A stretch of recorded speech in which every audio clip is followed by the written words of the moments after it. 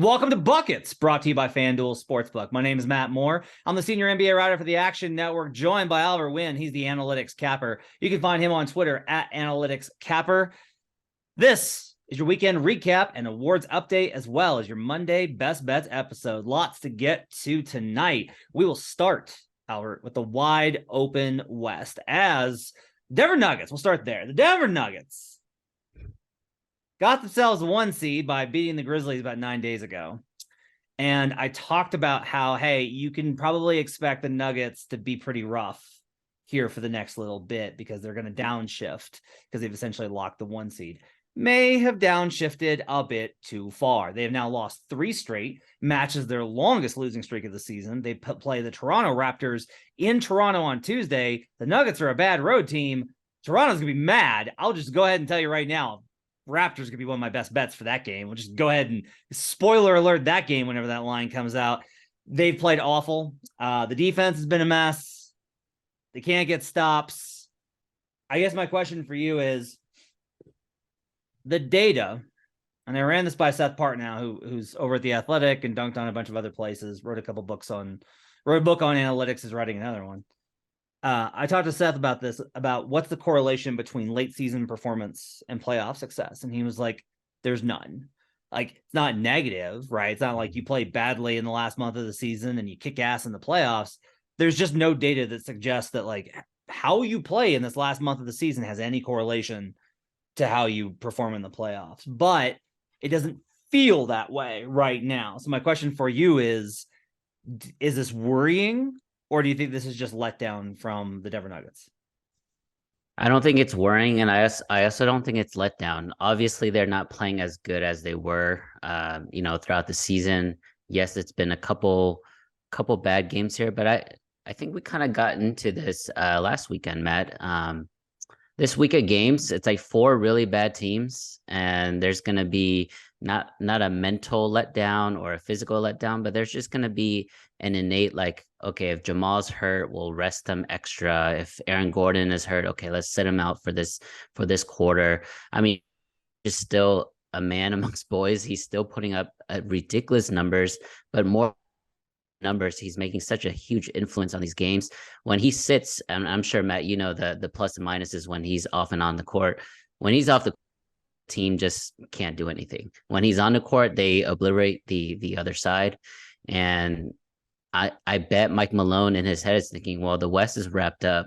I'm not gonna, run my guys into the ground right now. We have bigger picture to look at. So I wouldn't be too worried about Denver. I still think they are by far the class of the West. There's just so many other question marks with some of the staple teams from the Suns, the Warriors, teams like that. So no, I'm not worried about them at all. I'll say this. The Suns price dipped following KD's injury. It went to plus 290.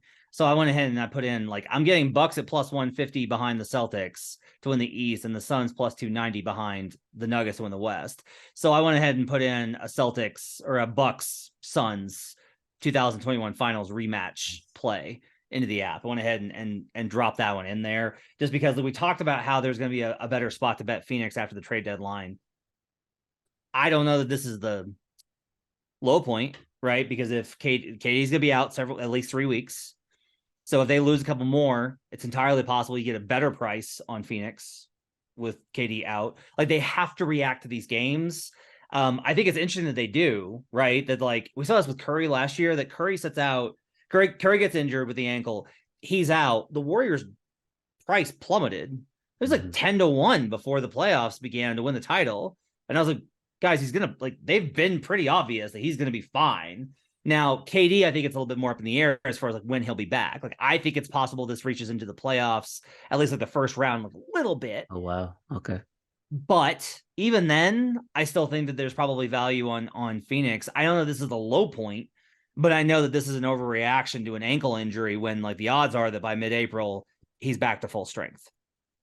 Yeah, this is close to a low point. If it's not today, I think they play the Warriors next in San Francisco. You guys, everybody knows how elite the Warriors are at home. If they lose that big marquee matchup against the Warriors, maybe that's a good spot to jump in. But if you're a Suns believer right now, I think it's good. You'll probably get 10 to 20 cents better if you wait until after that game. But I think, yeah, if you're a believer, it's a good time to jump in. I love the Kings, man. I know nobody really looks at them from a postseason perspective. Everyone sees the great offense, bad defense. But I just like their energy. And I think there's always one or two teams every couple years that just like make a splash on the scene and just win one series. Like just because they had a great regular season, people don't believe in the postseason doesn't mean they're going to lose in the first round, in my opinion, right? They get into the second round and they become a tough out and they become more confident as the games go on. I mean, I like the Kings, man. I think there's a lot of good stuff going on there. I agree, and they're being undervalued by the market. I totally agree with that. Elsewhere, because we got to talk about this from jumping from the Nuggets conversation and Jokic, following what is, in my opinion, the worst week of MVP discourse I have ever seen in terms of how rancid it got. Joel Embiid, Sixers have won 5 in a row. Embiid has retaken the scoring lead. Embiid's played phenomenal. Harden's double-digit assists every night. I have a Harden to lead the league in assist ticket that is looking golden right now. Embiid's been fantastic, playing terrific. Sixers are surging. The Bucks lost to the Warriors on Saturday night because in that game, Giannis sat out with hand soreness. Remember, he injured that hand the game before the All-Star break. Mm-hmm. And then he comes back and plays, and then he's out with soreness on a national TV game. That was weird. That was a weird thing to have happen. It does look like Giannis is not going to wind up playing as many games as Jokic or Embiid. It does look like the Nuggets are struggling right now, and Embiid is surging. It does seem like there is a strong feeling amongst, I don't know how to say if this is like, I don't feel that this is representative of the voters, but there is like a basketball world view that they really want Joel Embiid to win this award. He hasn't won one. Jokic winning it would be weird for a number of reasons. Embiid's plus 250 right now. Giannis is plus 900. Jokic is minus 250. Where's the value for MVP right now? I personally think it's a small discount for a Jokic price right now. I think it's his award to lose. Even though they're on a 3-game losing streak. Sorry, last 2 games, 35, 20, and 11. Game before that, 37, 11, 11. Again, both in losing efforts. The whole goal of the game is to win, but I mean, it's not like Jokic is losing these games for them. He did miss I think it was like a pretty bad free throw at the end of the game tonight. But with that being said, I think it's his to lose. And if you really believe that, which I personally do, you're getting a better number right now than you did last week. So I think it's a little bit of a discount at minus 250. But I do want to give Joel Embiid his flowers. He's had an unbelievable season. The most impressive thing is what Matt just mentioned. He's going to end up playing more games than Giannis. Giannis is known as a guy who never takes a possession off, never takes a game off, plays through everything. And Joel Embiid has the reputation that's the complete opposite, and he's going to end up playing more games. So props to him there. Number-wise, he's unbelievable. He's hit so many game winners. He's put that team on his back as well. But at the end of the day, they're going to finish, I think, right under Denver. And I know in the past, maybe there wasn't that much emphasis on winning, recent past after the Russell Westbrook MVP, but it's still winning. And I think Jokic is obviously they're going to have to get back to their winning ways. They can't continue to lose out, but I'm confident they'll find their way and give me Jokic at minus 250. We'll come back to this in a second when we run through the awards. Finally, let's talk about the Lakers. Lakers got some big wins. They've been on this big winning streak. Then Sunday night, the Knicks did hold on and got the win, came back from down, got the win to end this West Coast road trip. They wound up splitting the LA nightlife set. That was a big win for the Knicks. They played Saturday afternoon. They got in town Friday. We're in LA on Friday night. Played an early game versus the Clippers. Had Saturday night off in LA. Had a late game Sunday on East Coast time instead of playing in a very late game, and got the win versus the Lakers. That's a quality win. A lot of teams get tripped up by that LA nightlife set. So as a result, the Los Angeles Lakers slip now into a tie with the Utah Jazz, the New Orleans Pelicans, and the Oklahoma City Thunder at 35 losses.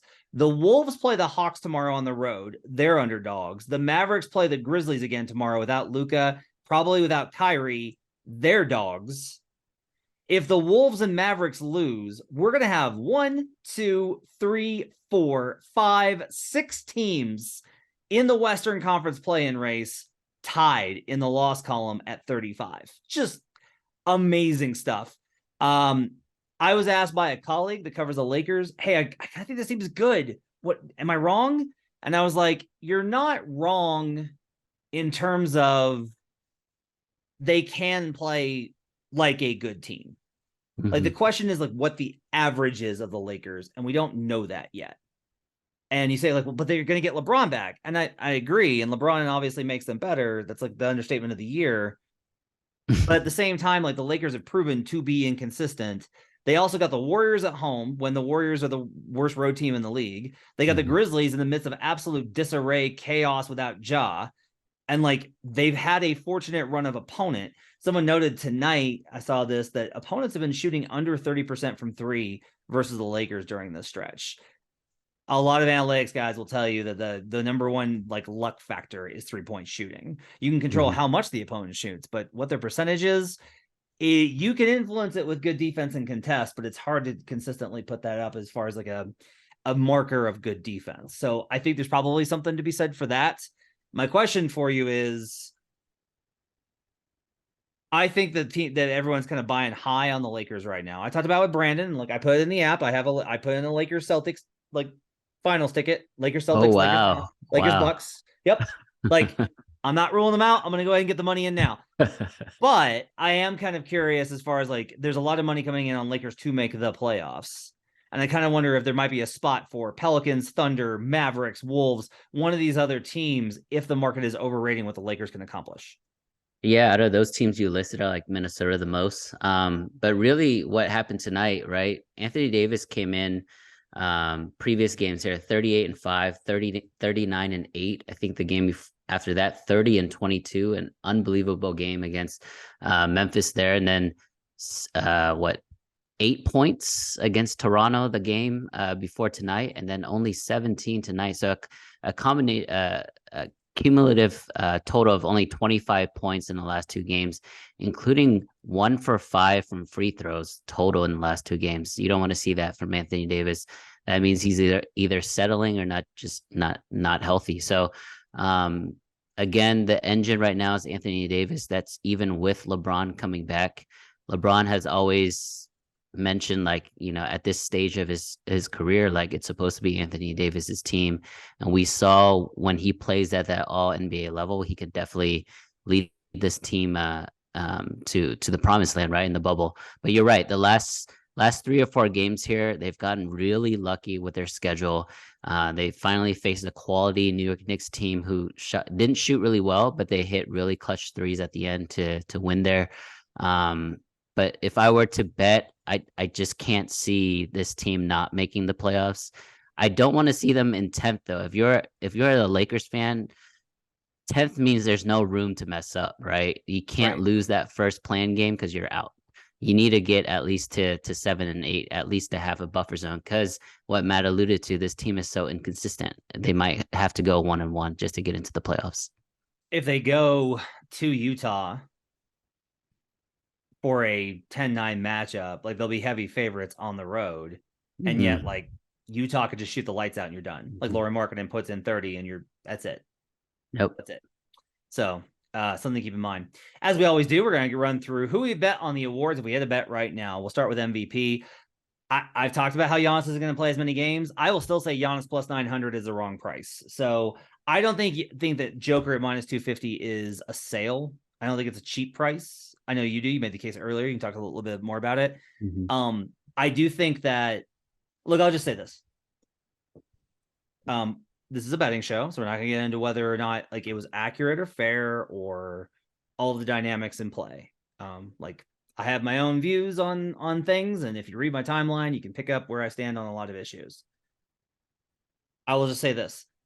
The interjection of a vote for Joker essentially would be the product of systemic racism will translate to, if you vote for Joker, you're embracing systemic racism, which will translate to, if you vote for Joker, you're racist.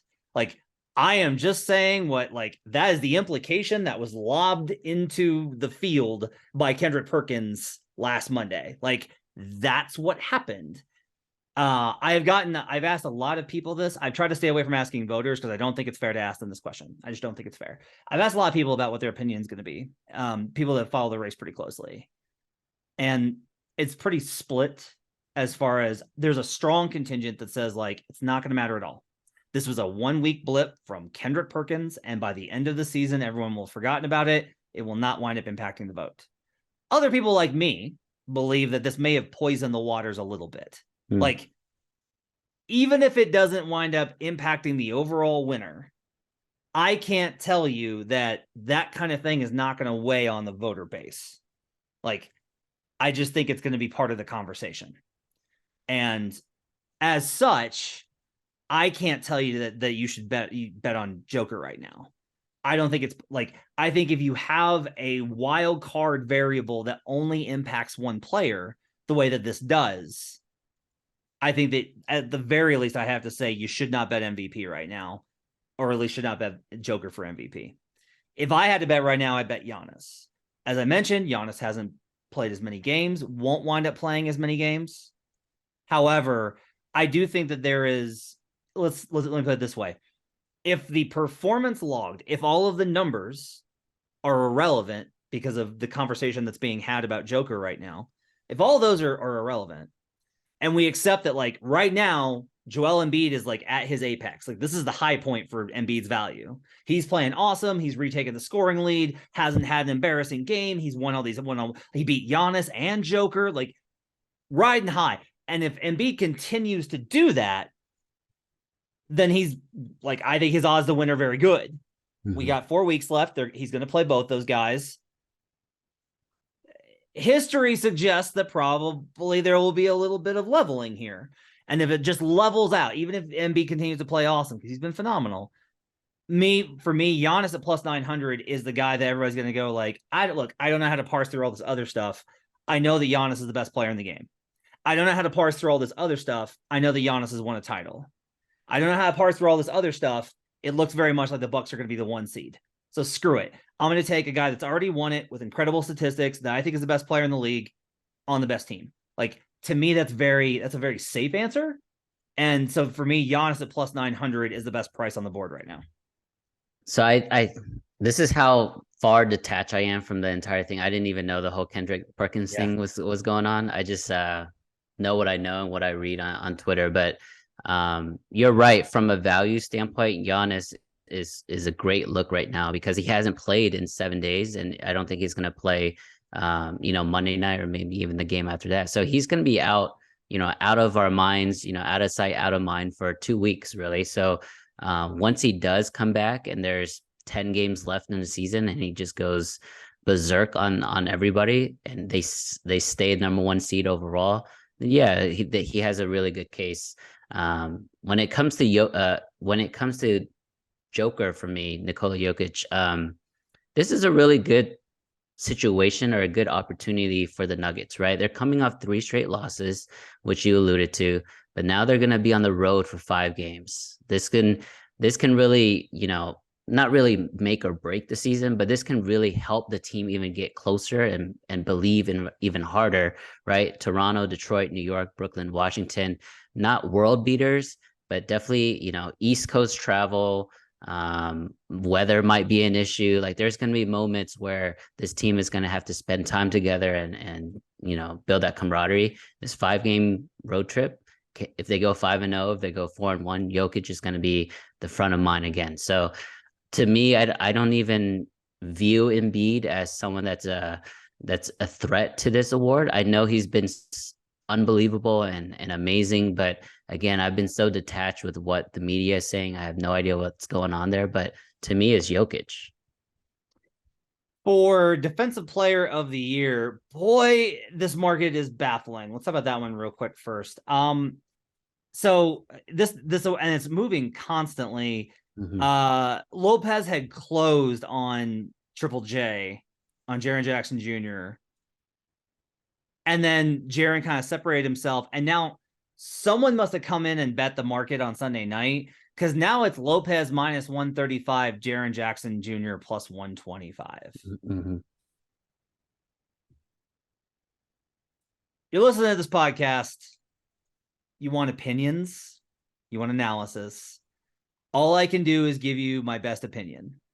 My best opinion is that I do not think this is based on any sort of hard intel on where the vote is headed. I cannot, in good conscience, be like, well, Brooke Lopez. I'm not going to sit here and say that a market move for a vote that we have almost zero polling on, intel on, etc. What I will tell you is that there is nothing from my analysis of it that would suggest that Jaren Jackson Jr. should not be the favorite. He leads in defensive rating. The Grizzlies are a better defensive team since he came back. His on-court is better. He leads the league in blocks. The blocks are insane level, and that's like not a good arbiter of what real defense is, but every other measure backs up Jaren as well. The idea here is that the Grizzlies could really lose and without Ja, and then Jaren's case won't look as good. I think that ignores the way the voters look at defense, which is I don't necessarily think that they think like Jaren's not supposed to win them games. Jaren's supposed to play good defense, and Jaren's continued to play great defense. Albert, I just got to tell you, I do not understand Brooke Lopez minus 135. I believe Jaren. We're getting Jaren Jackson at a plus number. I think this is way off. All I can say is that, like, I have bet Jaren. I will continue to bet Jaren. Plus 125 is a bad number. Yeah, I mean, to me, it kind of makes sense, Matt. So the last week or so, it's recency bias, right? Because Brooke Lopez has had a really good week defensively when it comes to counting metrics. When we do steals plus blocks in his last 4 games, 6, 10, 4, and 4. That 10 steals and blocks, that was a game where he had 9 blocks. I mean, that's super impressive. So I understand why that might be shifting some of the perception there. And then on the other side of the fence, with Ja out for the Memphis Grizzlies, Jaren Jackson is now trying to win games, but offensively. So now he's trying to score more. He's trying to shoot more. So he's not as focused on defense. So you see a little downturn when it comes to his numbers. But I fully 100% wholeheartedly agree with Matt here. This is a Jaren Jackson award. And I think this is really just being a prisoner of the moment because Brooke had a really good week. I think once they, pull back the curtains and look at it from a 10,000-foot view, they'll see, the body of work that Jaren Jackson has done. And I think this is another discount for me at plus money for the runaway favorite, in my opinion. Brogdon for 6th man of the year is my pick, minus 125. You're with me on this as well. IQ became the favorite really briefly. Emmanuel quickly for the Knicks. He had an awful game on Friday, or was it Saturday, I believe, versus the Clippers. Mm-hmm. I don't know how the at some point you have to be like, look, the voters are going to pull up all the numbers for these guys and they're just going to compare them. Like, they will do that. That's a reasonable thing to do, regardless of how you feel about stats. Like, I'm not even talking like advanced stuff. I'm just saying like per game box score stuff. And it's going to be very hard to compare Emmanuel quickly and Malcolm Brogdon and be like, oh yeah, it's Emmanuel quickly. Like, I don't know how that's going to happen. So, I've given up on Norman Powell. I believe he would have been the rightful winner had he stayed healthy. He just got hurt too much. I don't regret giving out that pick. He just that shoulder injury, I think, robbed him of when, like, the Clippers are starting to surge now. He would have looked great in these games. But Brogdon's the safe pick, minus 125. He's the favorite. I do think he's going to wind up winning. Yeah, once quickly became the favorite, he had that 3-point stinker against the Kings. It was actually Thursday night, Matt. There we go. He was 1 for 11 from the field, 1 for 8 from 3, only 3 points. He's gotten a couple back-to-back nice games there, both teams against LA. But I agree, I think there's going to be another award here we'll get to where the New York momentum is going to push that guy to potentially win. He's going to be my pick. But for this award, which you and I have been complaining about this award all season long, it doesn't really make any sense. I agree. It's Brogdon for now. And finally, most improved player. Lauri's now minus 310. Lauri Markkanen is now minus 310. I don't know. I don't know. I still don't understand. Like, I'm kind of accepting at this point. Shea's probably not going to win because they decided to arrest him. And I think the recency bias is going to hurt him. I just think people are going to have forgotten about Shea, which sucks because I'm just like, guys, this is not comparable. Like the best player out of all these gaps and the player that's made the biggest leap year over year is Shea Gilgeous-Alexander. What are we doing? But you have a take on this. You believe that Brunson is the best value on the board. Yeah, so I agree with you. Shea is the best player out of the three guys that we're discussing, but I think there's going to be overwhelming energy and momentum out of the Knicks media and just Knicks Nation in general. Brunson's been out now for a couple games, but once he does come back and the Knicks go on another huge heater, like a 10-game winning streak, which they just went through, and he had 40-point games, a couple 38s, 39-point games. I think he's really going to close in on Lowry, especially because the Knicks are front and center in the playoff discussion. I don't know if Utah's going to be there at the end. It really, maybe you know more than I do, it really just depends on Jalen's foot injury. If it's somewhat serious and he's going to miss more than 2 to 3 games, then yeah, I can see Lowry running away with this. But if Brunson comes back in half a week or a week and is able to play the final 15 games, I think he might steal it. I feel they're in a very dangerous spot for recency bias, where it feels like all of the momentum is in one direction this week, and it can feel entirely different in 2 weeks. Yeah. But because there's so little time left in the season, these feel like they're impacting both the markets and our thinking more. Like this feels like just a very dangerous time if you're trying to parse through what's real and what's not. You agree? I fully agree. And we're seeing that with the markets, man. We're seeing that every single week. Even the beginning of this podcast we started recording, I think Brooke Lopez was minus 110. Now you said it's minus 135. That's half an hour later.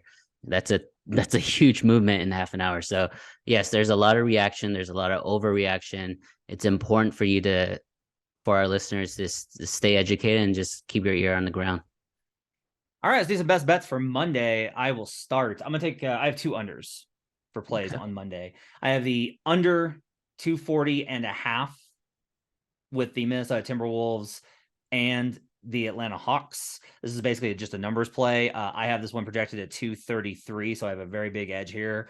Also, I would just note that the Hawks defense plays much better at home. We're seeing this trend. One of the reasons why the road away splits are very wide is that teams are playing great defense at home and horrible defense on the road. And it doesn't balance out necessarily because there's just a handful of teams that kind of fit that category. But I will go ahead and I'll take the under in Minnesota and Atlanta tomorrow night. I will also take the under in Phoenix at Golden State. This is like the biggest example of it. This total is 239.5. That's sky high, almost 240, right? For the Warriors at home have been an excellent defensive team. The Warriors on the road are an absolutely dog shit defensive team. And that's just been consistent throughout the entire season. When the Warriors are favored at home this season, the under is 15, 14, and 1. So a little bit of an edge at 52%. Overall at home for the Warriors, you're looking at 59% because they just hold their opponent. They play much better defense. Their defensive rating is stark between being on the road and at home. The Suns without KD, I think they will struggle to score, but their defense, I think, will continue to hold up pretty well. So I'll go ahead and take the under 239.5 there. Do you have plays for me for the Monday? Yeah, just to piggyback on your first play there, I like the Hawks at home. It's a nice bounce back for them. They just gave up 134 points to the Boston Celtics.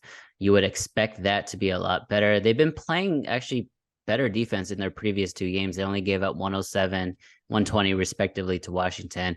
But to head-to-head matchup, they've dominated this matchup with Minnesota. I think they've covered the last 5 or 6 games against the spread against Minnesota. Again, it's hard to play at home in Atlanta. And we mentioned this sometimes in our best bets episodes, but there are players out there that don't play very many minutes, but we know if you follow the league, they have a pretty big influence on the game.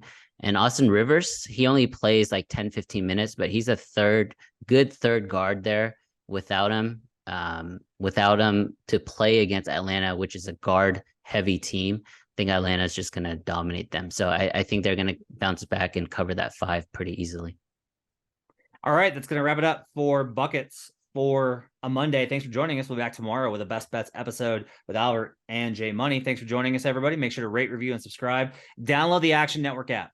Okay, brackets out. You're going to want to get all the information download the Action Network app. It's got Big Bets on Campus. We did a live show, breaking down the bracket. There's so much content in there on the bracket. Get in there right now. Get set for March Madness later in the week. You can follow Albert on Twitter at Analytics Capper. I'm on Twitter at HB Basketball. We'll see you guys again next time. Till then, let's get buckets.